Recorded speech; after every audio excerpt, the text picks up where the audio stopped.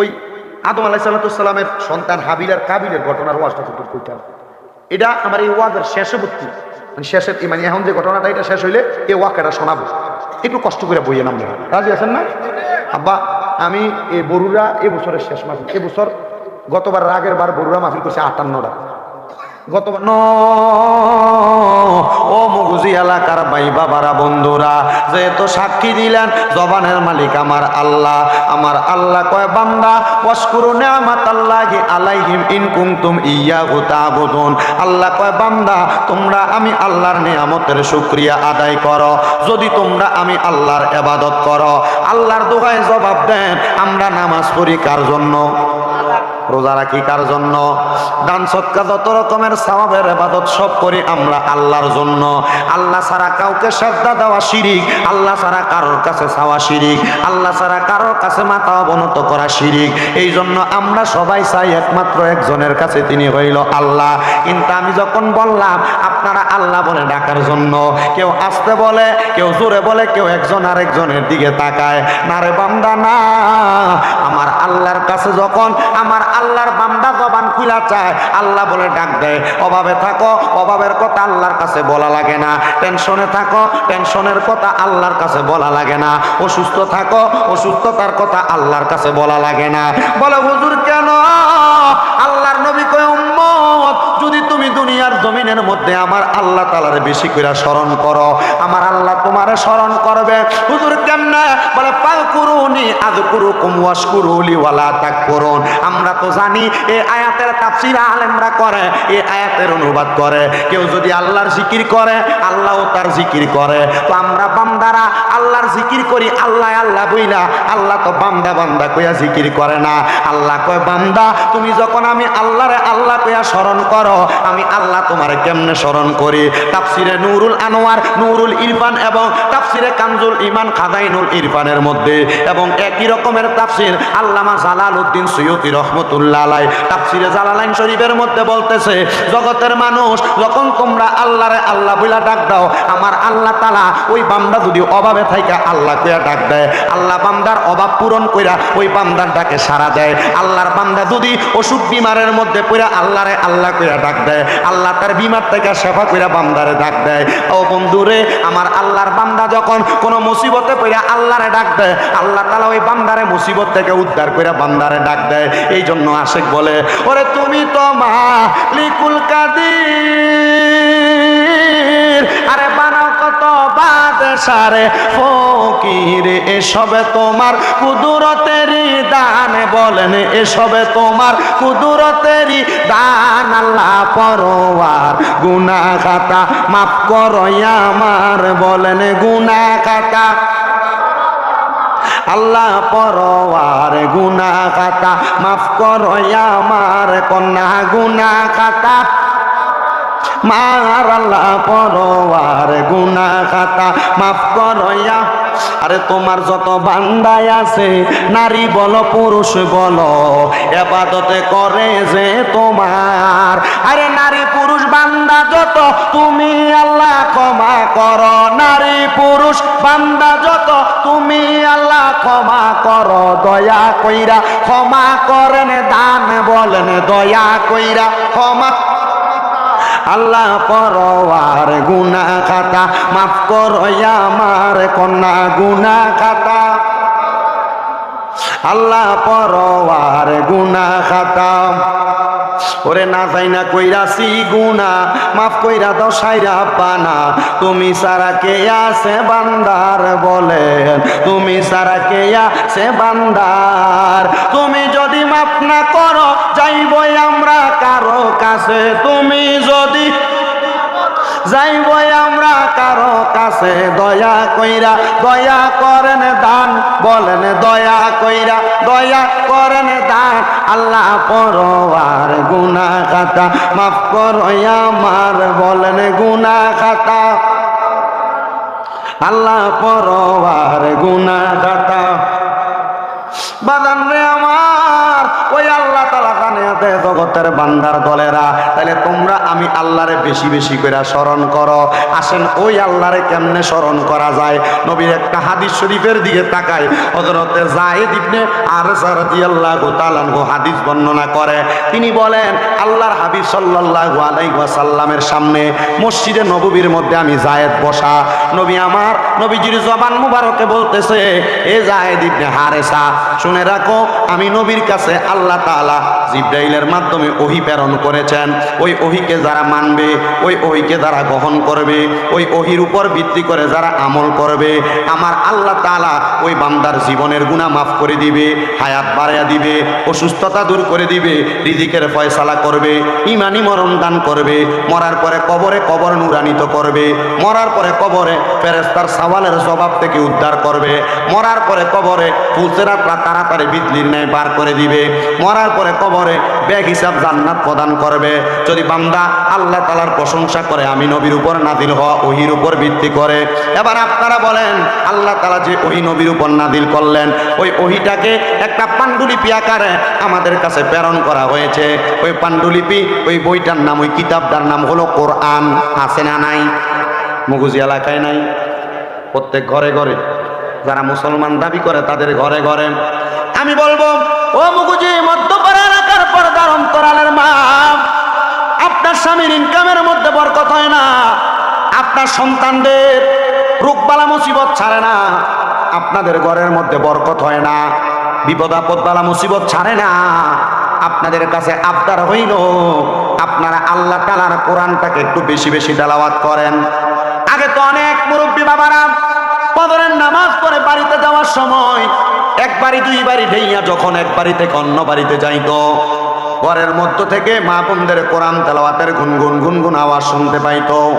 এখন আর কোরআন তেলাওয়াতের আওয়াজ শোনা যায় না, মা বোনদের ঘুমের নাকের আওয়াজ শোনা যায়। কথা কোন ঠিক কিনা? আমি বলবো, পর্দার অন্তরালের মা বোনেরা,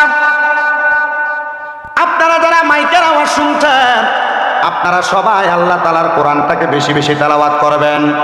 যদি আপনারা আল্লাহ তাআলার কোরআন তেলাওয়াত করেন, আমার আল্লাহ তাআলা আপনাদের সংসারের মধ্য থেকে অভাব অনটন দূর করবেন। সুবহানাল্লাহ বলেন। আল্লাহ তাআলার কোরআন তেলাওয়াত করলে বিপদ আপদ বালা মুসিবত থেকে হেফাজত দান করবেন। আরো বড় নিয়ামত, এখানে আপনারা যারা আছেন, যেহেতু মাহফিলটা একটা ফুরকানিয়া মাদ্রাসার মাহফিল, আপনাদের সবার উদ্দেশ্যে আমি কিছু কথা বলে দিয়ে যাই। আপনারা যারা মাদ্রাসার মধ্যে সন্তানদেরকে পড়াইতে আগ্রহী না, মনে করেন ছেলেটাকে কিন্ডারগার্টেনে পড়াইলে, ইংলিশ মিডিয়াম স্কুলে পড়াইলে ছেলেটা ডাক্তার হবে, ছেলেটা ম্যাজিস্ট্রেট হবে, ছেলেটা উকিল হবে, ব্যারিস্টার হবে। শোনেন, ছেলেটাকে আপনি ইংলিশ মিডিয়ামে পড়ান, ছেলেটা ডাক্তার হওয়ার দরকার, কারণ বাংলাদেশে ডাক্তারের প্রয়োজন। বর্তমানে যত ডাক্তার আছে বেশিরভাগই ডাক্তারের নামে কসাই হয়ে বইয়া রয়েছে। কথা কন ধরে বলেন ঠিক কিনা? আগের যুগে তো এমন ডাক্তার ছিল না, অপারেশন থিয়েটার ছিল না, মা বোনদেরকে সিজারও করা লাগতো না। এখন তারা টাকার লালুসে পয়রা, লোভে পয়রা সিজার করে মহিলাদের পেট কাটার রোগ শুরু করছেন। না রে না, এটা ডাক্তার না, এটা জালেম, এটা জালেম, এটা জালেম। বলে হুজুর কেন? সে জানে নরমালে বাচ্চা প্রসব করানো সম্ভব, টাকার লোভে পয়রা মহিলাদের পেটটা কাইটা মহিলাদের সিজার করে এটারে রুগী বানাইয়া দেয়। তখন এই মহিলা মরার আগ পর্যন্ত এই সিজারের ব্যথা লইয়া বাঁচা লাগে। কথা কন্যা ঠিক কিনা? ডাক্তার বাইর হয়েছে, কথা সত্য। এমবিবিএস, এফসিপিএস, আরো বড় বড় ডিগ্রি নেওয়ালা ডাক্তারের অভাব নাই, কিন্তু এরা যখন তার প্রেসক্রিপশনটা লেখে, লেখার সময় প্রেসক্রিপশনে ওষুধের চাইতে পরীক্ষাটা বেশি লেখে। কথা বল না কেন? 500 টাকার ওষুধ খাইলে সমস্যার সমাধান হয়ে যাবে, কিন্তু পরীক্ষা লেখে 10টা 15টা 20টা। আমার একজন ভাইজান কুমিল্লাতে আছেন, নিজাম ভাই, উনি একটা হসপিটালের সাথে সংযুক্ত।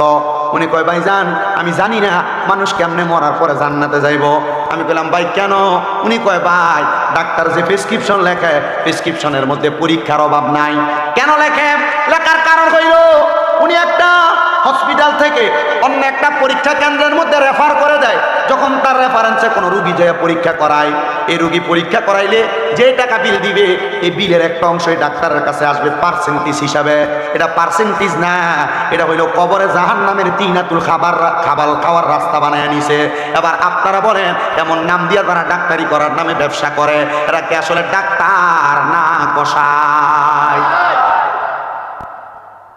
ভালো ডাক্তারও আছে, নাই যেমন না। আমি দেখছি, আমি যখন ছাত্র বয়স চোখের ভিতরে ছালি পড়ার কারণে ডাক্তার দেখাইছিল কুমিল্লাতে। ছাই পড়ার পর ডাক্তার যদিও দেখায়, ওই ডাক্তারের ভিজিট 700 টাকা ছিল। তো ভিজিট 700 টাকাই দিছে। ওই টাকাগুলো আমার আম্মা যখন দিছে, এই টাকাগুলো 10 টাকা, 20 টাকা, 50, 100 টাকার নোট ছিল। ডাক্তাররা এমন কিছু পরিস্থিতি বোঝে, কারণ ডাক্তারের কাছে যে যায় এ যদি স্বাবলম্বী হয়, এর বাইর করে 10-20 টাকার নোট দেয় না, দিলে 500 টাকার ফাতি নোটটাই দেয়। কি কথা কন না কেন? তখন এই ডাক্তার আমার শরীরে পাঞ্জাবি দেখা আর মাথায় পাগড়ি দেখা বলছে, তুমি কোথায় পড়ো? আমি বলছি রঘুপুর ইসলামিয়া দাখিল মাদ্রাসা। তখন তার এই টাকার অংশটা মুঠ করে আমার পকেটে দিয়ে দিছে। আমি কইলাম, তাহলে দিবে ডাক্তার বালা, এটা কথা কার? আমার। আমি চিন্তা করলাম, যারা মানুষের উপর জুলুম করে, অত্যাচার করে, অত্যাচার জুলুমওয়ালা ডাক্তারও আছে, বালা ডাক্তারও আছে। এই জন্য আপনি আপনার সন্তানরা ডাক্তার বানাইবেন, মানুষ ডাক্তার কষাই না। কথা কোন ঠিক কিনা? আপনি আপনার সন্তানকে ইংলিশ মিডিয়ামে পড়ান, ব্যারিস্টারের দরকার। আপনি আপনার সন্তানকে ইংলিশ মিডিয়াম ভালো স্কুলের মধ্যে পড়ান, এলাকার মধ্যে ভালো ভালো জ্ঞানী লোক দরকার। কিন্তু এমন জ্ঞানী বানাইয়েন না যে জ্ঞানীর কারণে আপনার সন্তান মানুষের উপর জুলুম করবে, অত্যাচার করবে। আপনারা প্রমাণ তো দেখতেছেন, জুলুম অত্যাচারের কারণে এখন আর ঘর বাড়ি তো থাকতে পারতেছে না অনেকে। কথা কন না ঠিক কিনা? মুসলমান মনোযোগ দিবেন। এই জন্য আমি আমার মা বোনদের কাছে বলবো, আল্লাহর কোরআনটাকে বেশি বেশি তেলাওয়াত করবেন। এই কোরআন তেলাওয়াতের মাধ্যমে আপনার সন্তান মানুষ হবে। তো কথা যেই জায়গা থেকে আমি স্লিপ করে গেছিলাম, আপনারা যারা সন্তানদেরকে মাদ্রাসার মধ্যে পড়াইতে চান না, কোরআন শিক্ষা দিচ্ছেন না, মাদ্রাসার মধ্যে যদিও পড়ান, ইংলিশ টিচারের বেতন দেন 2-3 হাজার টাকা, কিন্তু মাদ্রাসার যে আরবি পড়ায় হুজুরের বেতন দেয় মাত্র 400-300। কথা বলেন না কেন? এই মাদ্রাসার হুজুরদেরকে যে কম দেন, জুলুম করেন। না না না, আপনি আপনার সন্তানটাকে ঠিক মতো কোরআন পড়াইতেছেন না। কারণ ঠিক মতো কোরআন যে হুজুররা পড়ায়, এই হুজুরারে আপনি 300 আর 200 400 দিয়া পাইতেন না। বালা একটা হুজুর পাইবেন, বালা কিছু টাকা খরচ করলে। এখন মানুষ অন্যান্য কিন্ডারগার্টেন স্কুলে পড়াইতে যায় সন্তানকে আল্লাহ তাআলার কোরআন তেলাওয়াত থেকে মাহরাম করতেছে, বঞ্চিত করতেছে। আমি বলবো, নবীর একটা হাদিস আমি দেখলাম, আল্লাহর হাবিব বলে, কোন বাবা মা যদি তার সন্তানকে আল্লাহর কোরআন না শিখায়, আল্লাহর কোরআন না শিখানোর কারণে ওই আব্বা আম্মার জন্য কবরের মধ্যে একটা শাস্তি আছে। হুজুর, শাস্তিটা কি?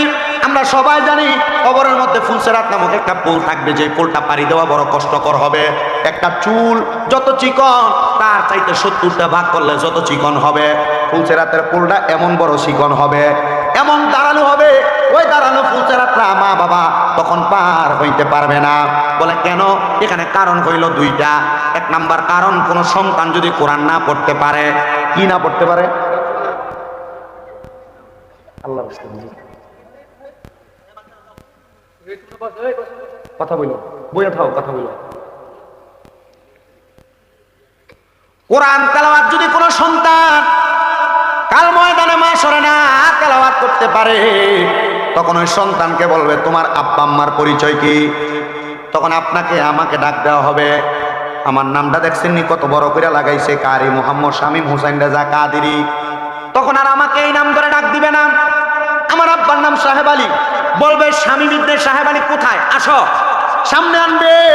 তখন আমাকে প্রশ্ন করবে, কোরআন পড়তে পারো? তখন আমি বলবো, না, পারি না। বলে, কেন পারো না? তখন বলা হবে, আমার মা বাবা আমারে কোরআন শিখায় নাই।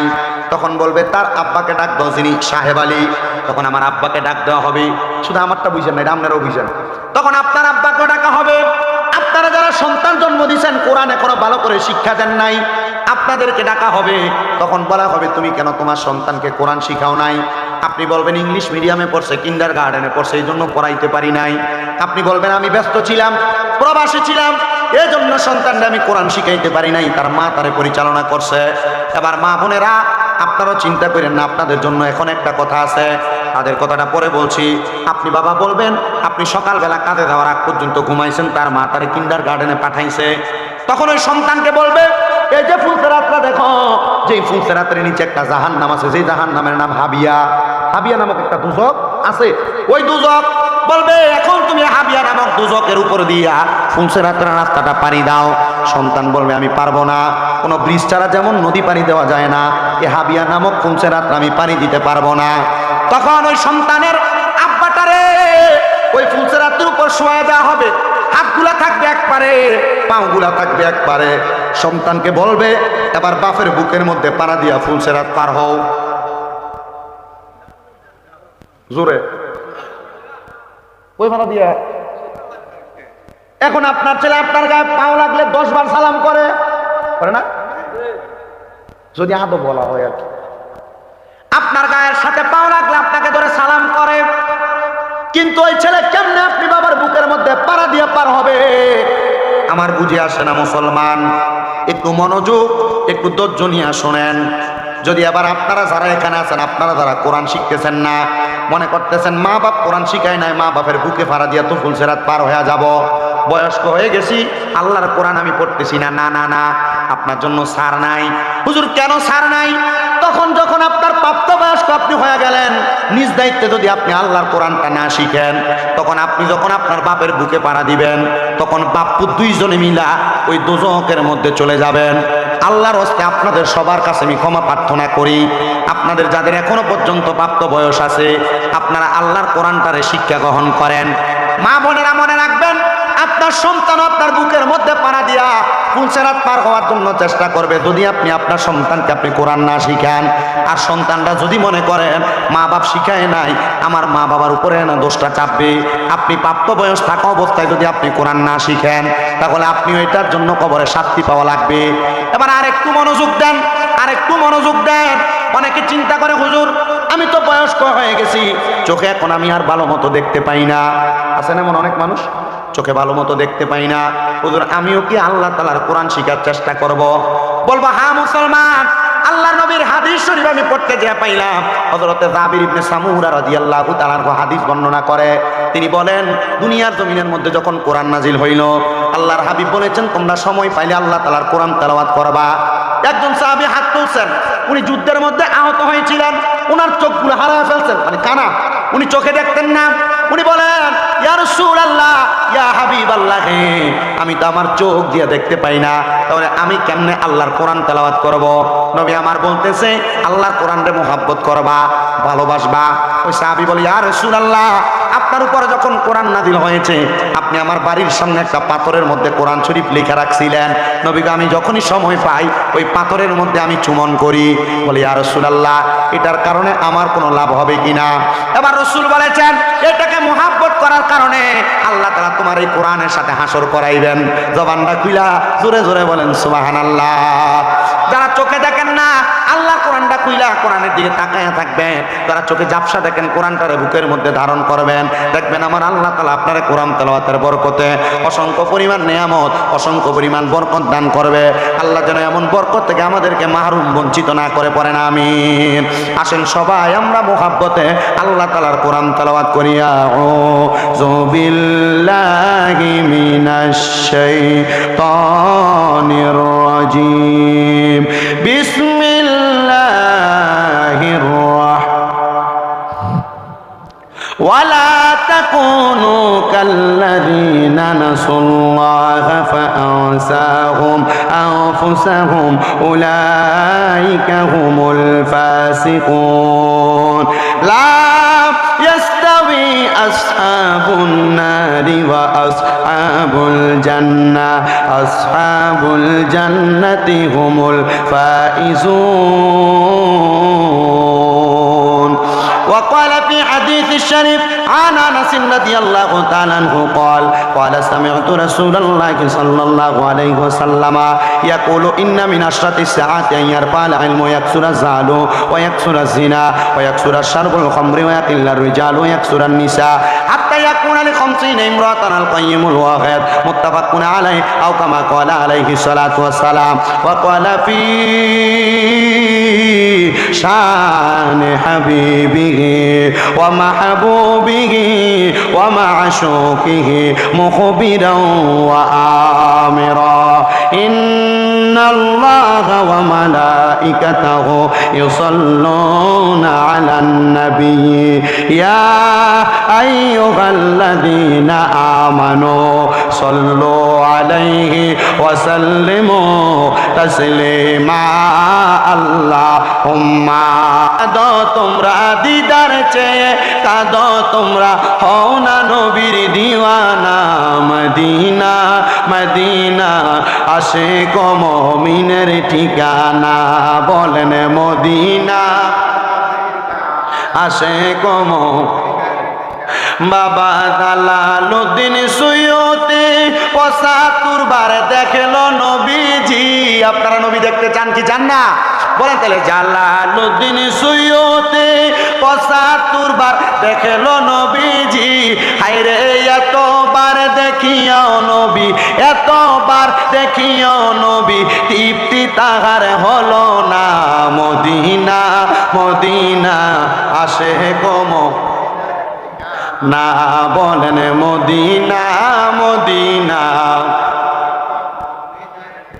নবীর শ্রেষ্ঠ সাহাবী হযরত আবু বকর সিদ্দিকী, বলেন নবীর শ্রেষ্ঠ হযরত আবু বকর সিদ্দিকী। ভালোবেসে শুইল পাশে, ভালোবেসে শুইল পাশে, যাইয়া দেখো মদিনা মদিনা মদিনা আসে কো মুমিনের ঠিকানা, বলেন মদিনা আসে কো মুমিনের ঠিকানা। আল্লাহুম্মা সাল্লি মাওলানা মুহাম্মদ ওয়া আলা আলি সাইয়্যিদিনা। লা ইলাহা ইল্লাল্লাহ, লা ইলাহা ও লা ইলাহা ইল্লাল্লাহ, ও লা ইলাহা ইল্লাল্লাহ, লা ইলাহা। আল্লাহ আদম হাওয়া বানাইলা, তুমি বেহেশতের মাঝে রাখিলা। কন্যা আদম হাওয়া বানাইলা, তুমি বেহেশতের মাঝে রাখিলা। আবার হেকমতে গমদম খাওয়াইয়া, হেকমতে গম ইয়া দুনিয়াতে পাঠাইলা। লা ইলাহা ইল্লাল্লাহ, লা ইলাহা। আরে নামাজ রোজা চাইর না, কেহ মা বাবার খেদমত চাইর না, বলেন নামাজ না, কেহ মা বাবার খেদমত চাইর না। আমার নবীজির দুরূদ হইল না, আমার নবীর, আমার নবীও তোমায় ভুলবে না। লা ইলাহা ইল্লাল্লাহ, রে অনেক দূরে মদিনা, আমরা কেমনে যাব? মুগুজির মানুষ মদিনা যাইতে চাই কি চাই না? কত সুন্দর জায়গা। অল্প কিছুদিন হয় নবীর রওজা মুবারকের মধ্যে সালাম দিয়ে আসছি। আমি আমার নবীর রওজা মুবারককে সালাম দিছি আর বলছি, ইয়া রাসূলুল্লাহ, অনেক আকাঙ্ক্ষা অনেক আশা ছিল আপনার রওজা মুবারকে আসবো, আল্লাহ আমার আশা পুরাইছে। ও নবী, এখন মনের মধ্যে একটা আশা, যেহেতু আপনার রওজা মুবারক দেখছি, মরণের আগে একবার আমাদেরকে দুনিয়ার জমিনের মধ্যে আপনি নবীর দিদার নসিব করাইয়েন। আর নবীর রওজা মুবারকের সামনে দাঁড়ায় বলছি, ইয়া রাসূলুল্লাহ, আপনার অনেক পাগলরা, আপনার অনেক উম্মতেরা বাংলাদেশের জমিনে ওয়াজ মাহফিলের মধ্যে যখন যাওয়া হয়, ওয়াজ মাহফিলের মধ্যে যাইলে আপনার ওই পাগলদেরকে আপনি নবীর উপর দুরুদ ও সালাম প্রদান করি। ও নবী গো, মরণের আগে তাদেরকে একবার আপনার রওজা মুবারকের মধ্যে আইনেন। আমি মক্কা শরীফ থেকে মদিনা শরীফ থেকে মক্কায় যাওয়ার পরে আমি আমার উমরা হজ শেষ করে আল্লাহর কাবাঘরের গিলাফটার মধ্যে ধরে বলছি, আল্লাহ, এ কাবাঘর অনেক মানুষকে দেখলাম, যখনই আইসা প্রথম কাবাঘরের সামনে ঢুকে মানুষটার চোখগুলা দিয়া বায়া বায়া পানি পড়ে। আমার সাথে কয়েকজন সৌদি আরব প্রবাসী, কেউ রিয়াদ থেকে, কেউ দাম্মাম থেকে আসছেন, আইসা আমার সাথে হজ করছে। এরা বলছে, হুজুর, আপনি যখন হজে আসবেন আপনার সঙ্গে আমরা উমরা করব। এরা আমার সাথে একই সাথে যখন হজ করার জন্য মক্কার দিকে ঢুকে, আমি ডাইনে এবং বামে তাকাইলাম, আমার সাথে তিনজন ব্যক্তি, তারা তিনজনের চোখ দিয়া পানি পড়ে, কিন্তু আমার সাথে কথা বলতেছে। আমি অবাক হয়ে গেলাম, জিজ্ঞেস করলাম, কেউ ভাই কান্দেন কেন? বলে, হুজুর, মক্কা মদিনা আসার বড় শখ ছিল, বড় আকাঙ্ক্ষা ছিল, এ আল্লাহর ঘরটা এটা দেখার জন্য মনের ভিতরে বড় শখ ছিল। আমি যে কান্দি আমি তো দেখে খেয়াল করি নাই, আপনি তাকাইছেন, আমার চোখের দিকে তাকানোতে বলছেন, আমি জানি না কেন আমি কান্না করেছি।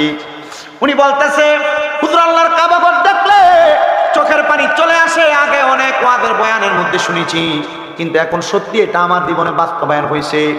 কিন্তু আমার পাশে একজন ভাই ছিল, মোহাম্মদ জাকারিয়া ভাই, বাড়ি হইল বানসারামপুরে। ওনাকে দেখলাম আল্লাহর কাবা ঘরের চাদরটার মধ্যে ধইরা ধইরা হু হু করে কান্না করে দিছে।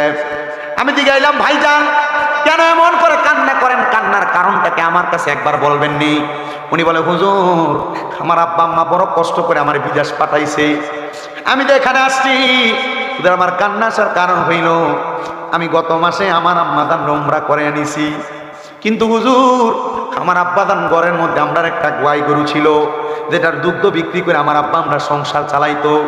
হুজুর আমার আব্বা জান আমার বিদেশ পাঠানোর আগে আমরা ওই গরুটা বিক্রি করে দিছে। বিক্রি করে আমার আব্বা আমার সৌদি আরব পাঠায়।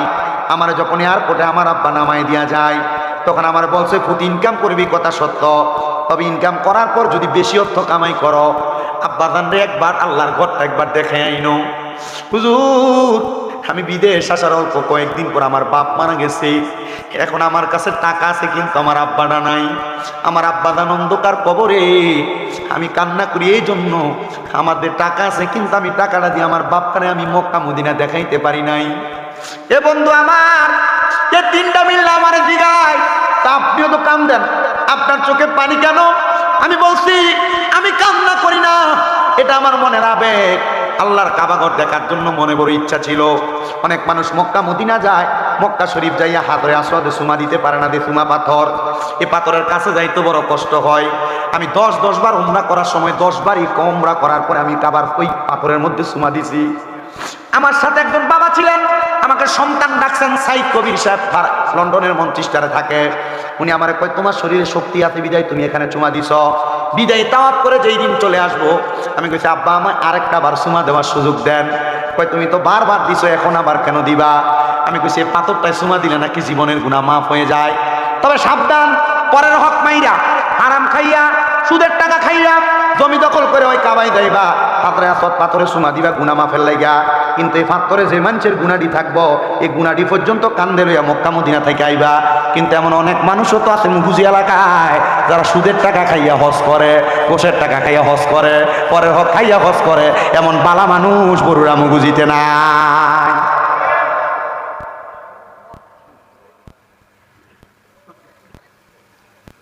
দোয়া করে লেছিল আমার লেগে এখন কষ্ট হইতেছে আপনারা, আবার চল্লিশ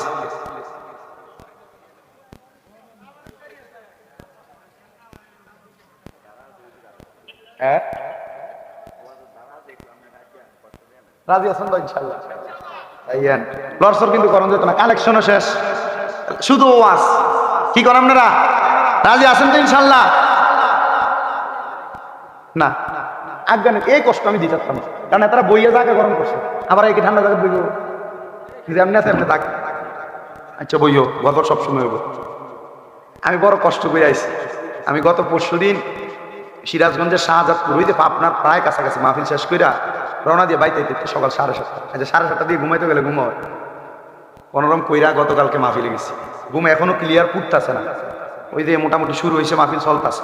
আর মুগুজি মোটামুটি মাঝখান দিয়েছে গ্যাপ দিছি, এই মুগুজি কিন্তু এই প্রথম আইছে। আবার 10 দিন পরে তাও সুরেল ভাই কল দেওয়া।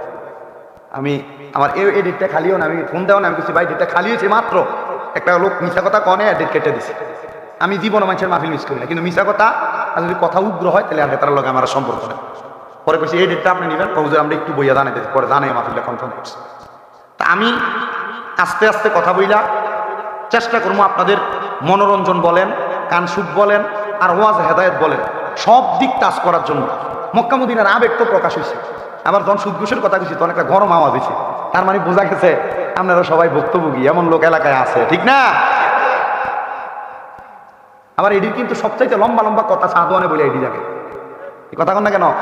মসজিদের সভাপতি সেক্রেটারি বানাইতেন করবেন এডি দিয়ে হাজি, আমার বানা, আমি মসজিদের সিডি দিব, মসজিদের টাইস দিয়ে আমি করে দিব।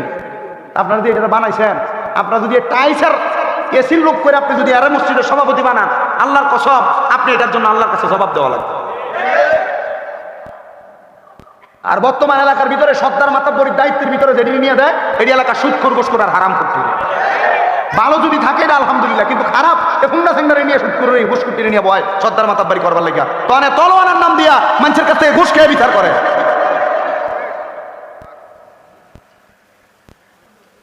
বুঝলা গেছে? ইন্না বাতুশা রাব্বিকা লাশাদীদ, নিশ্চয় আল্লাহর ধরা শক্ত ধরা, এমন ফিরা ফিটবো কাঁচাবাসের গুঁড়া দিয়ে বেরিয়ে কবরে গেলে। আযাবুন শাদীদ, যন্ত্রণাদায়ক শাস্তি। কি শাস্তি দিব এই হারামখোর গুলারে? কবরে গেলে এটার খাবার হইল তিনাতুল খাবাল। তিনাতুল খাবাল রাসূল সাল্লাল্লাহু আলাইহি ওয়াসাল্লাম বর্ণনা দিচ্ছেন তিনাতুল খাবাল। আল্লামা আব্দুল হক মুহাদ্দিস দেহলভী রাহমাতুল্লাহ আলাইহি এই হাদিসের ব্যাখ্যা করে বলতেছে, তিনাতুল খাবাল হইল অন্য জাহান্নামীদের যে আগুনে পুড়াইছে এদের রক্ত আর পুঁজগুলা গরম লোহার পাত্রে করে দিব নেখা। মজা করে আরাম করে সুদের ঘুষ খাও, পরের হক মেরে খাও, জমি দখল করে খাও, তখন জাহান্নামীরা রক্ত আর পুঁজ খাইয়া কবরে বাসা লাগবে। আর এখন আর ফাঁসা সুদ খায় না, এখন সুদ ঘুরে গেছে গা, এখন বাড়ির ছাঁচিরি দিয়ে সুদের ব্যবসা চালা। কথা কন না গিয়ে ঠিক আছে নি? এবারে কোনো কাজ কাম নাই, দোকানে বসে থাকে, কিন্তু আমরা চলেন কেমনে? ওই চলি কোন রকম বলাই দেয়। এবার কাছে জিঙ্গা কি তো আমনে দিকে আমার দিনে চলেন কেমনে? এরে এই জানকো ও আজকে শুরু হয়েছে নি? যাও বিরিয়ানির সময় না আর আইব ফসল পাইখানে চাপ আছে না ওই আর কি। এখন আর সুদ আর নিজে খায় না, খাবাই কারে দিয়া বড়ি দিয়া কাকা সামনে 1 লাখ টিয়া ম্যানেজ করে তখন জানি।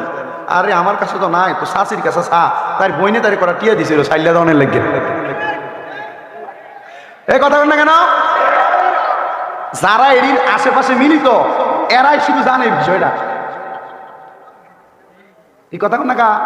আর এনে ঠিক জোরে কয় না, কারণ এনে ঠিক করলে ভাগ্য না দিন গেবো, তুমি তো ঠিক করে আইছো, আমি বাবু এই আর হারাম খাইতাম পারতাম না। কথা কন না কেন? আপনি আল্লাহর কসম মা বোন যারা পট্টারে টাকা দিয়ে টাকা বাড়ানোর চিন্তা করছেন, আমার এখন আবার সুদের ব্যবসা ঘুরে গেছে, এখন আর সুদ আর এলাকাত নাই, এটা ব্যাংকে যে গেছে, এখন এটা সুদ নাই, এটার নাম হচ্ছে এফডিআর। কি আর এককালীন করা টিয়া রাখতে দিছে।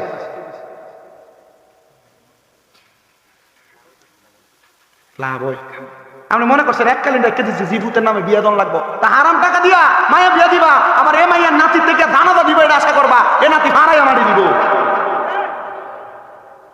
ঠিক না? মাঝে মাঝে ব্যাংকে গেলে আমার হুজুর অনকালা তো রেটটা ভালো আছে, ওরা টিয়া রাখতে দেন না, কিন্তু আল্লাহর দোহাই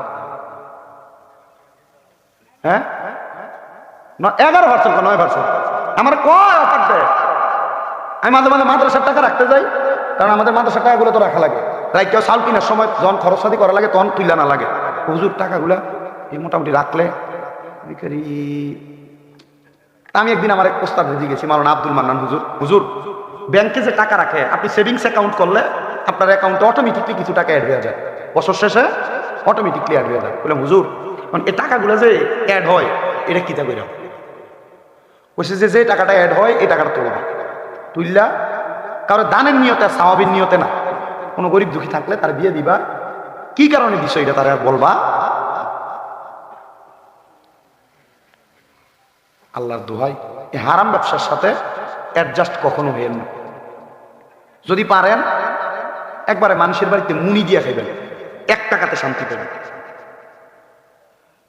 আর হচ্ছে দেখেন অনেক পয়সাওয়ালা টাকা বানাইছে, তার পয়সাতে কোনো দিক না কোনো দিক থেকে হারাম অ্যাড হওয়ার কারণে এ ডাক্তারের কাছে লাখ লাখ টাকা দিয়ে দেয়, লাখ লাখ টাকা দিয়ে দিতেছে। এভাবে না ওইভাবে তার বিভিন্ন টাকা খরচ হয়ে যাইতেছে। আমি সেই জায়গা থেকে এখানে ওয়াজে আসি নাই, আমি আসছি মক্কা মদিনা যাবেন আবেগ নিয়া, কিন্তু পরের হক মাইরা যাইয়েন না। তবে হাজরে আসওয়াদ পাথরে যখন চুমা দিবেন, ওই পাথরে আপনি চুমা দিয়া গুনাহ মাফ করানোর বদলতে দেখবেন আপনার ওই পাথরের সব গুনাহ আপনার কান্দে আইসা পড়বে। এই জন্য আগে পরের হক দিয়া যাবেন। যারা কয়েক ভাই আছেন বোন বিয়া দিছেন, মা বাবার সম্পত্তি থেকে বোনকে আপনারা হক বুঝাই দেন নাই, বোনের হক বুঝাই দিয়ে হজে যাবেন। যারা কয়েক ভাই আছেন ভাই মারা গেছে, ভাই বাতি যারা ছোট, ভাইয়ের হকটা বাতিদাদেরকে বুঝাই দিয়ে তারপরে হজে যাবেন। বুঝতে পারছেন? নচেত নামাজ পড়তে পারবেন, শ্রদ্ধা দিতে পারবেন, আল্লাহর কাছে কবুল হবে না। অনেকে আছে বইনে জায়গা পাইব মনে করেন 10 ঘন্টা, 1-1.5 লাখ টাকা এক কালীন দিয়া বইন্ডার থেকে একটা মাফ লইয়ালায়, আসেনি সাবধান, এই হকের ফিডা কবরে। প্রত্যেক এক সুতা পরিমাণ জায়গা যদি আপনি নেন, 1 ইঞ্চি পরিমাণ, এই জমির 7 স্তবক জমি আপনার গলায় ঝুলিয়ে দেওয়া হবে।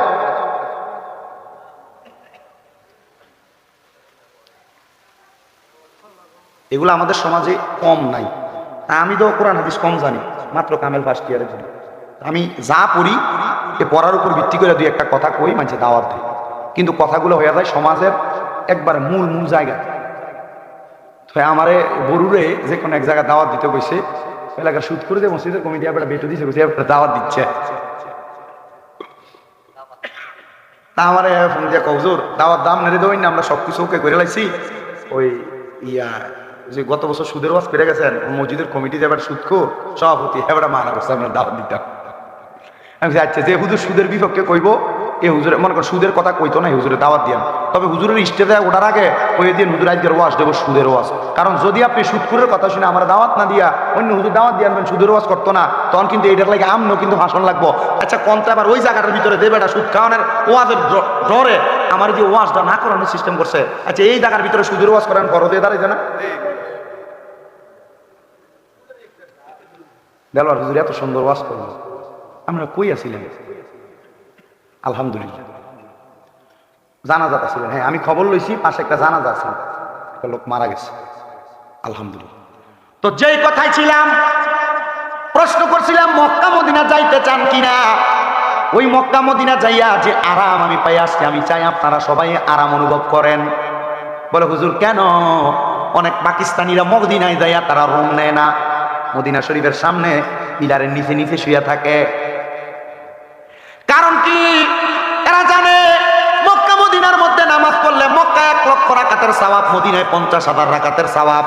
আবার বরকতের বেলায় মদিনার মধ্যে আল্লাহ তাআলা ডাবল বরকত দিছে, এটা নবীর হাদিস। সুবহানাল্লাহ পড়েন। ও মুসলমান, ও নবীর উম্মতের দলেরা, কেন মক্কায় যাবেন, কেন মদিনায় যাবেন? লাখ লাখ টাকার সম্পদ আপনি বানিয়ে রাখছেন, আপনি আপনার স্ত্রীরে বড়ির উপরে বড়ি স্বর্ণ বানিয়ে দিয়ে রাখছেন, আপনার সম্পদ আপনি আপনার সন্তানকে দিয়ে যাবেন। এই সন্তান এই সম্পদকে ভালোভাবে ব্যবহার করবে না। আপনি আপনার সম্পদের একটা কন্যার দিয়ে একটু বিক্রি কইরা হইলেও মক্কায় যান, মদিনায় যান। আপনার স্ত্রী যারা পর্দার অন্তরালে মা বোনেরা শুনতেছেন, আমি আমার মা বোনদের কাছে বলবো 10-5 ভরি স্বর্ণ দিয়া কোনো লাভ হবে না। যদি 2 ভরি স্বর্ণ থাকে, বর্তমান স্বর্ণের বাজারে 1,47,000 টাকা ভরি স্বর্ণের, 1 ভরি স্বর্ণ বিক্রি করো মাত্র 1,25,000-30,000 টাকা হইলে মক্কা মদিনা উমরা হতে দেওয়া যায়। 1 ভরি স্বর্ণ বেচা দামের হাতে টাকাটা দিয়া আমারে আপনি মক্কা মদিনা পাঠান। এত মজা বাংলাদেশের কথা মনে থাকবে না। অনেক মানুষ তো বিছানায় মাথা লাগে, কান্দে, আরে জীবনের টাকা কামাই করলাম, পয়সা কামাই করলাম, মক্কা মদিনা এখনো যাইতে পারি নাই। ও বাবারা, আমার সাথে একটু বিনয়া পড়বেন। হয়তো আপনি মক্কা মদিনা যাওয়ার টাকা পয়সা নাই, দেখবেন আপনি ঘুমের ঘরের স্বপনে ওই মক্কা মদিনাওয়ালার দেখা ফেলাইছেন। মুহাব্বতে আমার সাথে যারা যারা মক্কা মদিনা যাইতে চান জোরে জোরে পড়েন, দয়াল আল্লাহ দয়া করেন, দয়া মারহাবা রানে নসিবি করেন মদিনা, লা ইলাহা লাহ লাই লাহ লা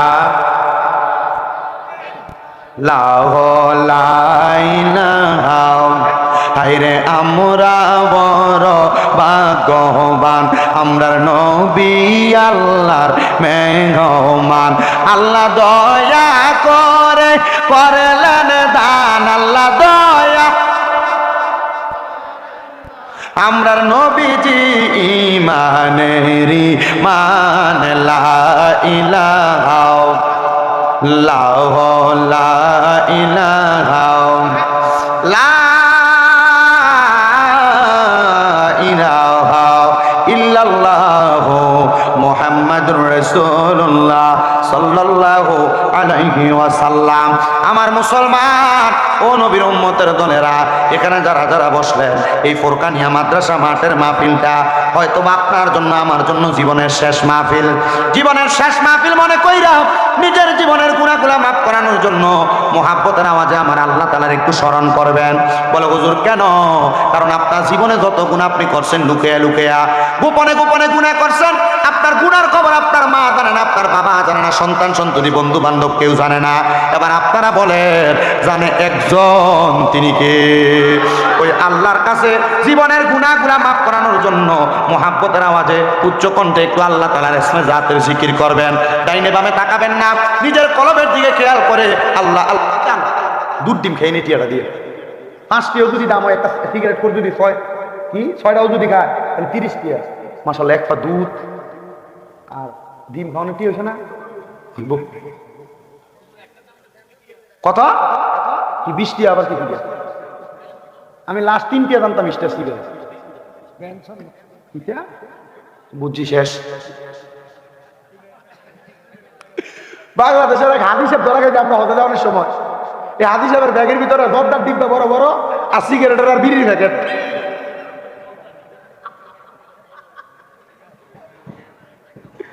কি দেরি আমি ঘরে দিয়ে গেলাম, কাকু এবার বইয়ের হিসেবে আমি দেখলাম যে বেড়ার আর বেড়ার যে মোয়াল্লিম এবার আর বেড়ার লয়ে থান মোয়াল্লিমে আমরা আগে মানা করে দিচ্ছি জনেদি না।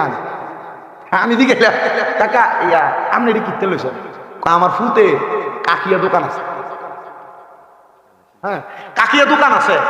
ওই দোকানে এমন হাদিস আপনার মাধ্যমে এটি সরবরাহ মাঝে মাঝে নেই আর কি। আমি একটু বেশি লয়ে গেছি। আচ্ছা কোন যে হাদিস আপনার এটি সরবরাহ করে হ্যাঁ নিয়ে দেয়। আচ্ছা এটির অবস্থা কি হইব? কি আর হজ হইব কেন? হাউস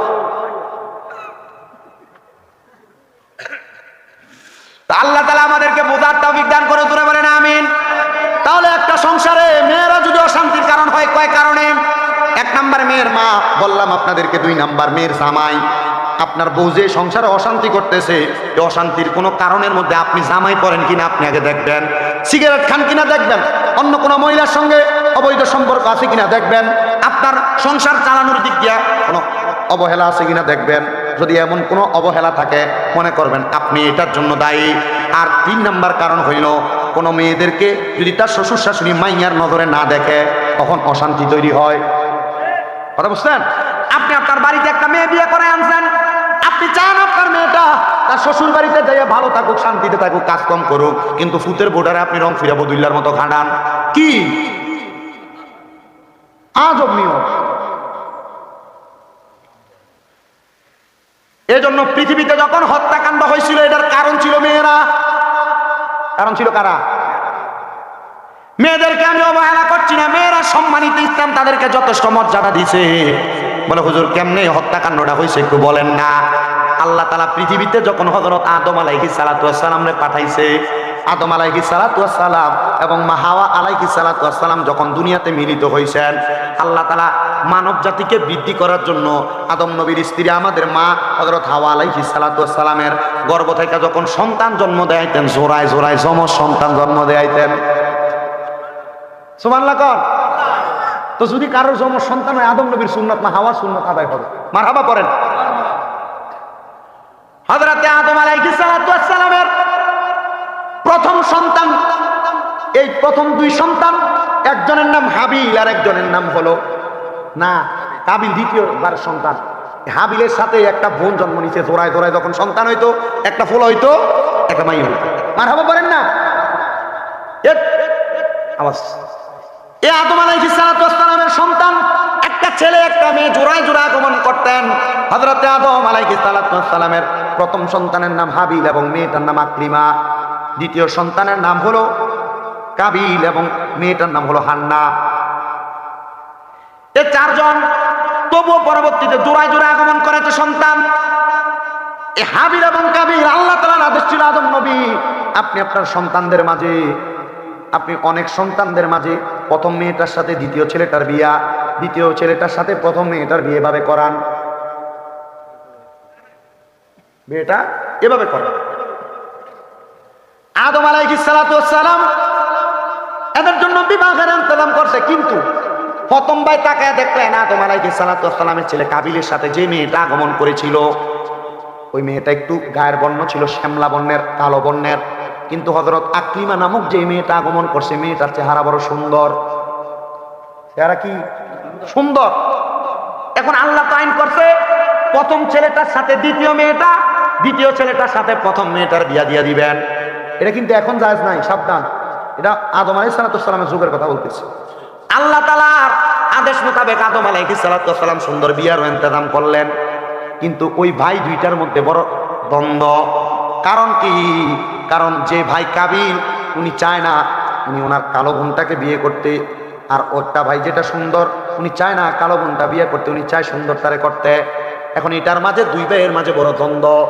আল্লাহ তাআলা আদেশ করে দিয়েছেন দুই ভাইয়ের কাছে, তোমরা তাড়াতাড়ি আল্লাহ রাস্তার মধ্যে কোরবানি করো। ওই যে কোরবানির ওয়াজ এখানে চলে আসে, কোরবানি করো, কিন্তু দ্বন্দ্বটা কার লইয়া? বেড়া না বেড়ি লইয়া? মহিলা লইয়া দ্বন্দ্ব। কোরবানি করো, যার কোরবানি কবুল করা হবে ওই ব্যক্তিটা দুনিয়ার জমিনের মধ্যে থাকা অবস্থায় ওই ব্যক্তিটা দুনিয়ার জমিনের মধ্যে সবচাইতে সফল কাম হবে এবং ওই সুন্দর বোনটাকে বিয়ে করবে। মুসলমান ও নবীর উম্মতের দলেরা, এবার যখন আল্লাহ তাআলার দরবারে যখন দুইটা দুইটা করে দুম্বা কোরবানি করা হয়, এগুলা কাইটা দুইটা পাহাড়ের উপর যখন রেখে দেওয়া হইল, এই দুইটা পাহাড়ের মধ্যে রেখে দেওয়ার কারণে আল্লাহ তাআলার উপর থেকে আসমান থেকে ঠাড়া যেমন মারে তেমন আগুনের ঝিলিকা ইসা একটারে জ্বালাইয়া দিছে। মানে যেটারে জ্বালাইছে এটা আল্লাহ কবুল করছে, যেটা জ্বালায় নাই এটারে কবুল করে নাই। এটা করার কারণে এবার যে ভাই এটা কবুল করছে ওই ভাই তো সুন্দরটাকে বিবাহ করবে। এবার চিন্তা করলেন সুন্দরটাকে বিবাহ করতে তাকে দেওয়া যাবে না। এবার ওই এক ভাই আরেক ভাইকে যখন হত্যা করলেন, এই জায়গার ভিতরে যখন আল্লাহ কবুল করে নিছে তবু আর মানে না বিচার, হত্যা করে ফেলছে একজন আরেকজন ভাইকে। হত্যা করার কারণে এই পৃথিবীতে প্রথম হত্যাকাণ্ড তখন থেকে চালু হয়েছে। ওই হত্যাকাণ্ডের পরে এরা দুনিয়ার জমিনের মধ্যে যে মানুষ আপনারা মারি দেন ওইখান থেকে কিন্তু জারি হয়েছে এই হত্যাকাণ্ড। পৃথিবীতে রক্ত হানাহানির কারণে বড় খারাপ অবস্থা থাকার কারণে তখন এক ভাইয়ের লাশটা করে থাকছে, আল্লাহ তাআলা কুদরতিভাবে কাক নাদিল করছে আসমান থেকে। কাক, ওই কাকটা নাদিল হইয়া চিল পাখি নাদিল হইয়া তাদের পাও দ্বারা ঢাকনা দিয়া একজন ভাইয়ের লাশটাকে দাফন করে ফেলাইছেন।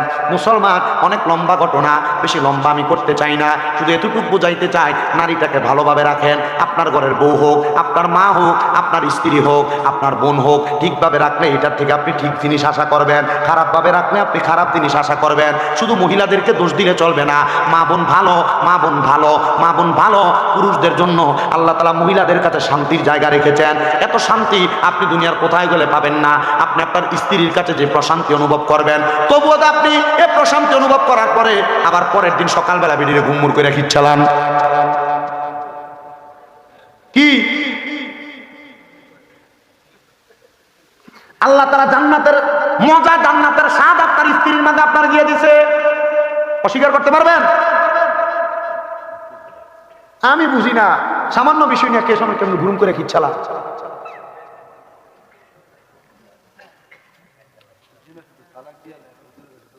তালাকও দিয়ালা। আমার কাছে হাজীগঞ্জ থেকে এক মহিলা, ও হুজুর আমার জামাই তো আমার অন্যায়ের কারণে তালাক দিচ্ছে। আমি অন্যায়টা কিটা? কোচ আমার জামাই টিয়া ভাড়াইছিল, আমি জায়গা কিনছিলাম আমার নামে, টুটুকু ফেলে তোর ফিসা দিয়ে পিটনের দরকার বেরিয়ে জামাই টিয়া ভাড়াইছি, তুই জায়গা কিনিস তোর নামে। ও হুজুর আরো দূর করছিলাম, আমার মার নামে আধা ঘন্টা কিনছি। আর ওই শ্বশুর শাশুড়িটি কেমন ব্যাক কল, জিএস জামে টাকা দিয়ে তুই কেন চলো, শরম লাগে না?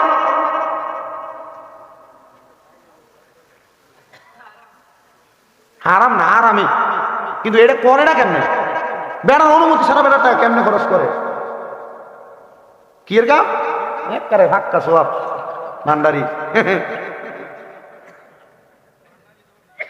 অনেক সংসার নষ্ট হয়েছে মেয়ের জামাই প্রবাসে থাকার কারণে, তাদের টাকা পয়সা, তাদের স্বামী নষ্ট করা, তাদের স্ত্রী নষ্ট করার কারণে। আমারে মাঝে মাঝে অনেক প্রবাসী ভাইরা বিদেশ থেকে ফোন করে বিচার দেয়, মাঝে মাঝে অনেক প্রবাসী ভাইরা কয় হুজুর বেরিয়েতের হেদায়েতের লেগে ওয়াজ কইরেন। আমি বলবো হে পর্দার অন্তরালের মা বোনেরা, আপনার স্বামী বিদেশের বাড়িতে কষ্ট কইরা মাথার ঘাম পায়ে ফালাইয়া টাকা ইনকাম করে, আপনি আপনার প্রবাসী স্বামীর টাকা দিয়ে নষ্ট করেন। আপনার জামাইয়ের টাকা দিয়ে আপনি আপনার বাইরে আপনি মোবাইল ফোন কিনা দেন, আপনার জামাইয়ের টাকা দিয়ে মারে বইলে ডাক্তার দেখান, আপনার জামাইয়ের টাকা দিয়া আনন্দ আয়েশ কইরা বেড়ান, মাইনছেরও খাবান। না না না, আল্লাহর কসম, আমি যখন সৌদি আরবে গেলাম হজ করার জন্য, ওইখান থেকে আমি যখন গেলাম বদরের প্রান্তরে, আমার একজন দোস্তর সাথে দেখা হয়েছে, তার নাম আলিয়াসগর। আমরা ভালো কইরা সুন্দর করে খাওয়াইছে। এরপরে আমি আসার পরে রাস্তায় দেখছি বাংলাদেশি 5 জন প্রবাসী, মুরাদনগরে বাড়ি, তারা রাস্তার পাশে কাগজ বিছিয়া বিছিয়া ভাত খাইতেছে রাস্তার পাশে। ওই প্রবাসীদের টাকা যদি কেউ মাইরা খায়, ওই প্রবাসীদের টাকা যদি কেউ জুলুম করে কইরা খায়। আল্লাহর কসম, প্রবাসীদের টাকা মাইরা খাওয়ার কারণে আপনি আল্লাহর কাছে জবাব দিতে পারবেন না। কারণ প্রবাসীরা নিজের রক্তরে পানি বানাইয়া টাকা কামাই করে। শুধু প্রবাসী না, বাংলাদেশের কোনো মানুষের টাকা আপনি হাওলাত নিয়ে দিতেছেন না। বাংলাদেশের কোনো মানুষের টাকা জুলুম করে খাইতেছেন, অন্যায়ভাবে খাইতেছেন। এটার জন্য আল্লাহর কাছে জবাব দেওয়া লাগবে কি লাগবে না? এই জন্য সাবধান, মানুষের টাকা মাইরা খাইতে বড় সাবধান, মানুষের টাকা নষ্ট করতে সাবধান। প্রবাসীদের স্ত্রী যারা শুনতেছো, তোমাদের পায়ের মধ্যে হাত দিয়ে বলি, ও প্রবাসীর স্ত্রীরা, তোমার স্বামী বড় কষ্ট করে বিদেশ থেকে টাকা পাঠায়, তোমার স্বামীর টাকা বেহুদা জায়গার মধ্যে নষ্ট করো না। তোমার স্বামীর টাকা বাবার বাড়িতে 1-2 টাকা দিতেও বড় সাবধানতা অবলম্বন করে দিও। কারণ জামাই রক্ত পানি করে, মাথার গাম পায়ে ফালায়। এই জামাইয়ের টাকা যদি বাবার বাড়িতে পাচার করে দাও, বাইকে দিয়া দাও, বোনকে দিয়া দাও, এই টাকা দেওয়ার কারণে তোমার স্বামী যদিও না জানে, এটার জন্য তোমার স্বামীর কাছে কবরের মধ্যে তুমি জবাব দেওয়া লাগবে, জবাব দেওয়া লাগবে, জবাব দেওয়া লাগবে। অনেক প্রবাসীরা যেহেতু বিচার দেয়, ওদের উদ্দেশ্য ওয়াজটা করে দিলাম। তো যেই জায়গার মধ্যে ওয়াজ, আমি আপনাদেরকে বলবো, আপনারা দুনিয়াতে যা করেন আর না করেন, মহিলাদেরকে একটু ভালো নজরে তাকাইয়েন, বাজে নজরে তাকাইয়েন না। এদের উপর আপনি একটু সন্তুষ্ট থাকেন, কারণ আল্লাহ তাআলা জান্নাতের শান্তি আপনাকে আপনার স্ত্রীর কাছে দিছে। এবার আসেন ওই মাইয়াটার কথাটা শেষ করে দেই। মাইয়া তার আব্বারে ভালো জায়গায় দেখছে না খারাপ জায়গায়? বালা জায়গায় দেখছে। মাইয়া কয়, আব্বা, ও আমার মা, শোনো, তুমি যে তাহাজ্জুদ নামাজ পড়ছো, 5 ওয়াক্ত নামাজ পড়ার কারণে আল্লাহ তাআলা আমার সামনে পেছনে রহমতের ফেরেশতাটা নির্ধারণ করে দিছে। এ মা, তুমি আল্লাহ তাআলার কাছে দোয়া করবা, আল্লাহ তাআলা যেন আমি আব্বা জানলে জান্নাতের সুন্দর জায়গাগুলো দেখায়, জান্নাতের সুন্দর জায়গাগুলোতে রাখে।